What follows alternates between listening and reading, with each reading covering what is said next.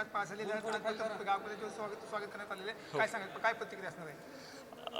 अभूतपूर्व स्वागत झालेलं आहे आणि कोणत्या कान्या कोपऱ्यात बी हे स्वागत होऊ शकत नाही. मी दिल्ली सोडून पटकन माझ्या गावाला भेटायला आलो आहे. त्यांचं हे प्रेम कधीच विसरू शकत नाही आणि नेहमी प्रयत्न करेन गावाला जे प्रॉब्लेम फेस करतात एज्युकेशनमध्ये ते नेहमी उभा राहील त्यांच्यासाठी मी.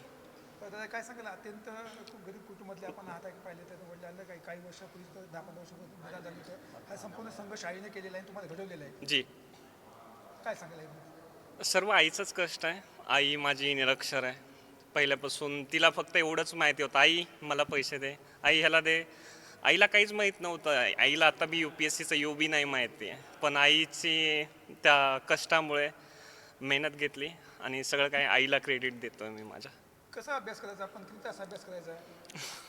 अभ्यास आता UPSC म्हणलं की खोटं नाही बोलणार मी, 10-12 तास मिनिमम करावंच लागायचा आणि शेवटच्या पिरियडमध्ये 12 तर मिनिमम करावंच लागायचा.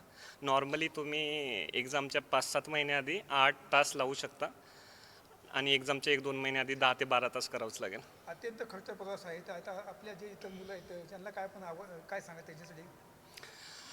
खचून जाऊ नका. परिस्थिती काही नसते.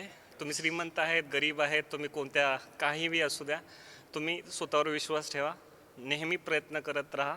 अगर अक्षय करू शकतंय तर अक्षयपेक्षा खूप कोणी बी करू शकतंय आणि असं मला विश्वास आहे. अक्षयच्या माघारी खूप सारे अक्षय होतील आणि मोठे अधिकारी होतील आणखी.